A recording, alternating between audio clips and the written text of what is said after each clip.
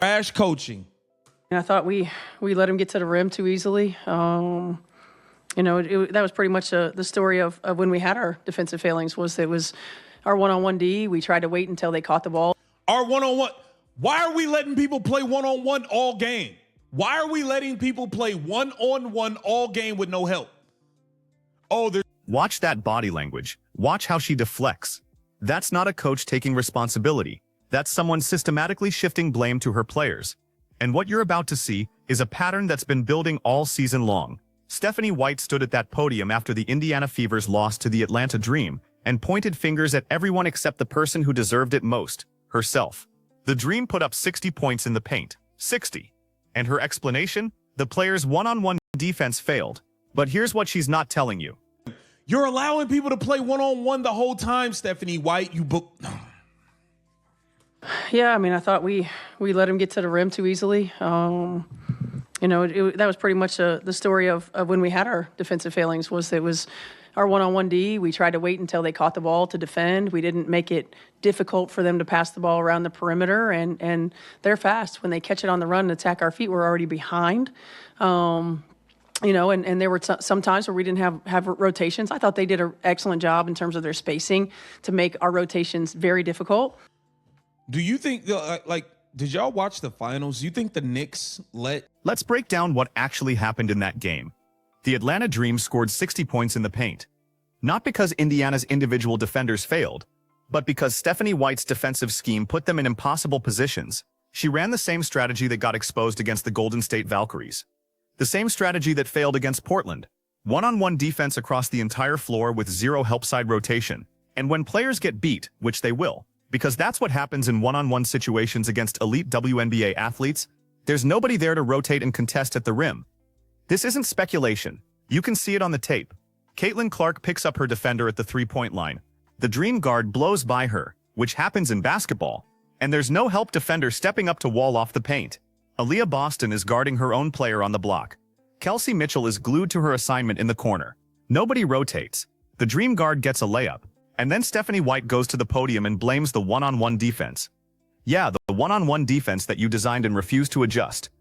And there were some times where we didn't have rotations. I thought they did an excellent job in terms of their spacing to make our rotations very difficult. But we've got to be able to guard one-on-one. And more than anything, we got to defend without fouling. We cannot continue to let people live, in the 20s and 30s in terms of free throw attempts. We just got to be better. Why are teams going to I don't know why you have not challenged. You refuse to challenge any calls called on Caitlin Clark. It's ridiculous. And Now here's where it gets even more frustrating for Fever fans.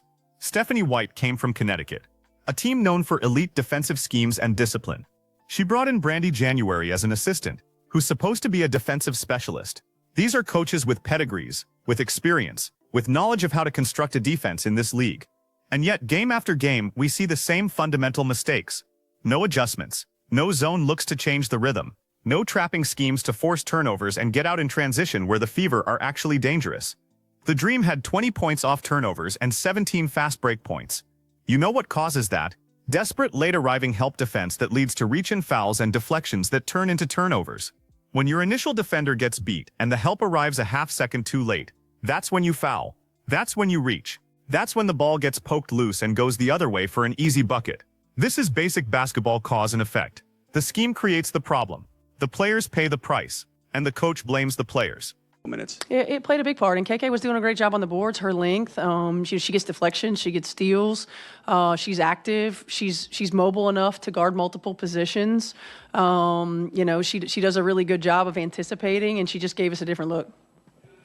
I'm not trying to come at Michaela Simpson. Solid young player, learning, growing. She has no business being in the game late in the fourth quarter down the stretch. The fact that you and Amber Cox failed to go get a stretch four, and now Caitlin Clark is out there playing, and she's getting trapped. There's no four to kick it to. Every time they kick it to KK in the corner, she has no idea what to do with the ball. She's throwing it all over the place. All you needed to do was go get a stretch four. Y'all went and got Monique Billings, not a stretch four. The lady's not a starter. She's a backup. This. Let's talk about the foul trouble, because this is where it gets personal. Caitlin Clark picked up early fouls, some legitimate, some absolutely phantom calls that the referees in that building should be embarrassed about. And Stephanie White had challenges available. She could have thrown the red flag, forced the officials to take a second look, maybe gotten one of those calls overturned and kept her best player on the floor. She didn't challenge a single one, not one. Compare that to how championship coaches operate. You think Cheryl Reeve isn't challenging calls on Nafisa Collier in a playoff game? You think Becky Hammon isn't protecting Kelsey Plum when the refs get whistle happy? Elite coaches use every tool available to keep their stars on the court. Stephanie White watched Caitlin pick up her third foul on a play where the Dream player clearly initiated the contact, and she just stood there, didn't argue, didn't challenge, just accepted it and pulled Caitlin from the game. And then, and this is the part that should infuriate every Fever fan, she goes to the podium and talks about how they need to defend without fouling. Well, maybe if you challenged the bad calls, your players wouldn't be in foul trouble in the first place. Maybe if you adjusted the defensive scheme so they're not constantly in desperate recovery mode, they wouldn't be reaching and grabbing. The foul trouble is a symptom. The disease is your coaching. The breakdown in the paint that you saw. Well, I think there were multiple. You know, there's when you get layups, 20 points off of turnovers, 17 fast break points. You know, it's our turnovers are killing us. You know, our turnovers, some of our poor shot selection, they go down the other end, you get a layup most of the time. So that was part of it. Some of it was poor rotation. Nah, it's the turnovers. Are you talking about Caitlin Clark turnovers? Because she carried y'all through the first three quarters. While Kelsey Mitchell was a no-show, Aaliyah Boston was missing bunnies all game up until the fourth. Like, don't talk about Caitlin. Chill out. Poor one-on-one D. You know, that's what this team does. They get it in the paint, and they do it in a lot of different ways. It's not like it's just post-entry passes or it's just attacks. It's multiple reads. It's multiple ways, and we just didn't make it difficult. Here's what really exposes the problem with Stephanie White's approach. She praises KK for doing exactly what any competent rotation player should do. Get deflections, be active, guard multiple positions, and then she plays her in crunch time when the Fever desperately needs spacing. KK is a rookie. She's learning. She's got potential. But in the final 2 minutes of a close game when Caitlin Clark is getting trapped and needs someone to kick the ball to, you cannot have a non-shooter standing in the corner looking confused. This goes back to roster construction, which falls on both Stephanie White and general manager Amber Cox. The Fever needed a stretch four, a player who can space the floor, knock down the three ball, and give Caitlin room to operate. They signed Monique Billings, who's a solid backup center but cannot shoot threes. They didn't address the biggest weakness on this roster. And now in winning time, White is playing KK, who opponents are leaving wide open, and wondering why the offense stalls when Clark gets doubled. You know what happens when you trap Caitlin and she kicks it to KK in the corner? The defense doesn't even rotate. They just stay home on the shooters because they know KK isn't a threat from out there yet. So Caitlin gets trapped again, or KK puts the ball on the floor, panics and turns it over. This is coaching malpractice. You're putting a rookie in a position she's not ready for, and then when it goes wrong, you'll probably blame her decision-making instead of your own. You got to get rid of this lady, dog. Just pack her up. Pack her up, pack Amber Cox up, pack Monique Billings up, pack up Kelly Crosskoff, pack the whole situation up. Lynn Dunn, you can go.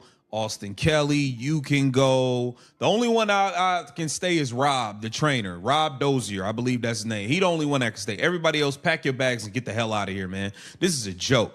Stephanie White don't take no accountability. She never points the finger at her staff. All she does is point the finger everywhere else, and it's absolutely disgusting. Get down in the comments. Let me know what y'all think. The turnovers. Let's address the turnovers, since Stephanie White made sure to mention them. 20 points off turnovers for Atlanta. 17 fast break points. And she's standing at the podium talking about poor shot selection, and our turnovers are killing us. Okay, let's talk about whose turnovers. Caitlin Clark had a few turnovers. She's a high-usage player running the entire offense, so that's going to happen. But she also had the Fever in position to win that game through 3 quarters, while Kelsey Mitchell was invisible, and Aaliyah Boston was missing bunnies at the rim. Clark was the reason they were even competitive. So when White talks about turnovers in that passive-aggressive way, everyone knows who she's subtly criticizing. And it's garbage. You want to reduce turnovers? Give your players better structure. Run sets that create advantages, instead of making Caitlin create everything off the dribble against a set defense. When your offense is give the ball to Caitlin and hope she does something magical, you're going to get turnovers. When your defense is guard your player one-on-one and good luck, you're going to give up transition buckets. These are coaching failures, dressed up as player failures. I thought they did an excellent job in terms of their spacing to make our rotations very difficult. Do you think, like, Did y'all watch the finals? You think the Knicks let San Antonio Spurs players go one-on-one at Jalen Brunson all game? No. We're not letting you go one-on-one at Jalen Brunson all game. This clown of a coach is the only one that thinks it's acceptable and the only one that is confused when teams are getting to the rim and getting fouled because you're playing one-on-one defense. You're allowing people to dribble one-on-one, no help side defense, nothing. You went right back to the old stupid stuff you was doing versus the Valkyries, versus the Portland Fire, versus a bunch of these other teams. Clown show. They did. So let's zoom out and look at the bigger picture here. Because this isn't just about one loss to Atlanta. This is about a pattern of behavior from Stephanie White that should concern everyone in the Indiana Fever organization. She was hired with great fanfare, the hometown hero coming back to save the franchise, the defensive guru who would maximize this talented roster. And what have we seen? A coach who refuses to take accountability, who throws her players under the bus in press conferences, who makes the same strategic mistakes game after game without adjustment, and who seems more interested in protecting her own reputation than actually winning basketball games. Think about what accountability looks like from an elite coach. When the Minnesota Lynx lose, Cheryl Reeve talks about what she could have done differently.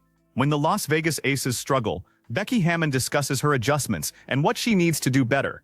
They protect their players publicly and hold them accountable privately. That's leadership. That's how you build trust and culture. Stephanie White does the opposite. She protects herself publicly and blames the players publicly. That's how you lose a locker room. And here's the thing about Caitlin Clark specifically. She's not just the best player on this team. She's one of the most popular athletes in women's basketball history. The attention she brought to Indiana is unprecedented. The pressure she faces every single night is immense. She needs a coach who has her back, who puts her in position to succeed, who takes the heat when things go wrong.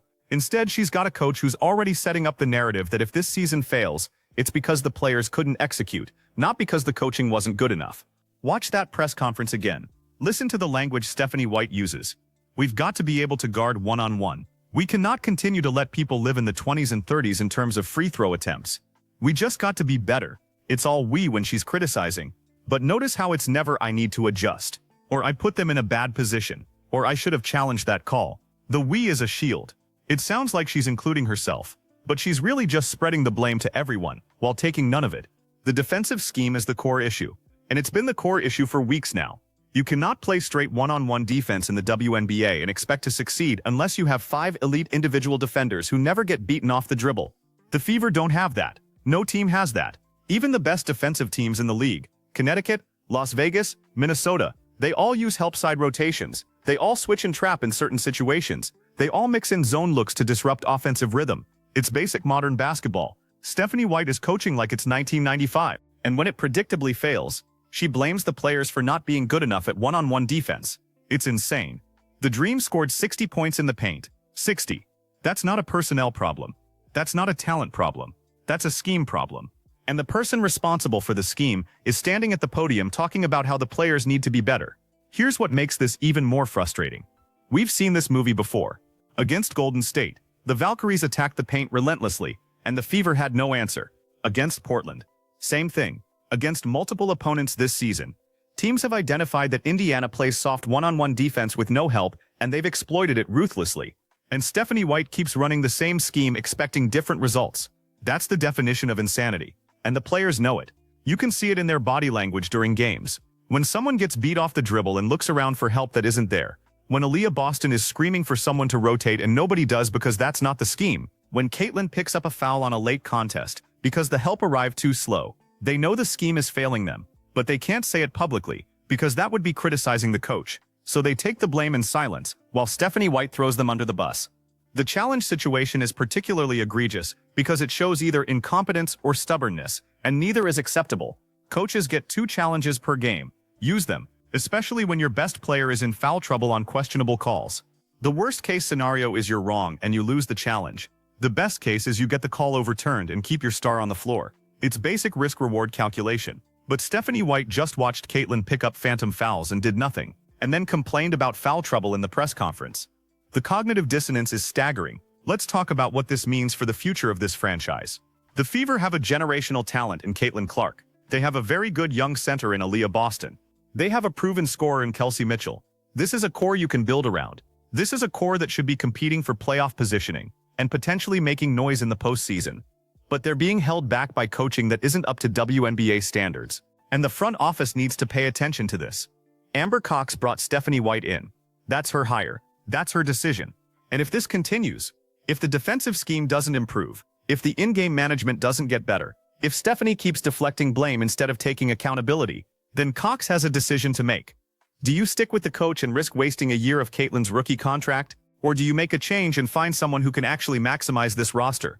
Because here's the reality. Caitlin Clark is going to be great regardless of who coaches her. She's too talented, too skilled, too competitive to not succeed at this level.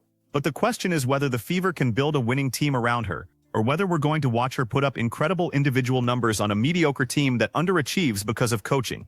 And right now, we're trending toward the latter. The comparison to other elite coaches is instructive. Cheryl Reeve has been with Minnesota for over a decade, and has won multiple championships because she adapts, she evolves, she holds herself accountable. Becky Hammon took over Las Vegas and immediately implemented a modern offensive and defensive system that maximized their talent.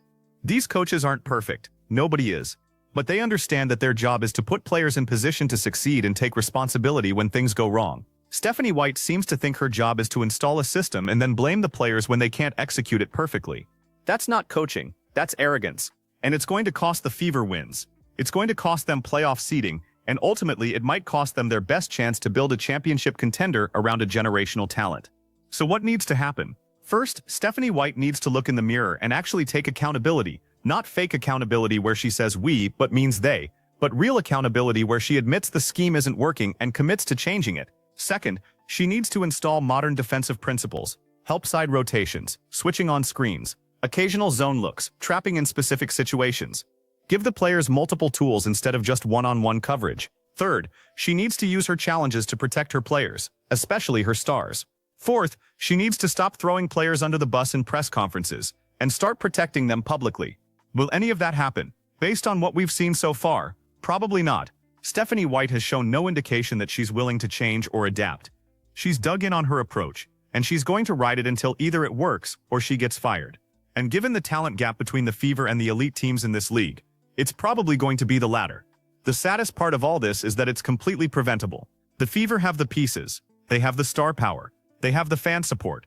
What they don't have is coaching that's good enough to compete at the highest level. And until that changes, until Stephanie White either adapts or gets replaced, we're going to keep seeing the same frustrating pattern. Talented players put in bad positions, losses that feel preventable, and press conferences where the coach blames everyone except herself. Indiana Fever fans deserve better. Caitlin Clark deserves better. This roster deserves better. The question is whether the front office is paying attention and willing to do something about it, or whether they're going to waste this season watching a stubborn coach refuse to evolve while their generational talent's rookie year slips away. Time will tell. But based on that press conference, based on that defensive performance, based on that complete lack of accountability, things need to change, and they need to change fast.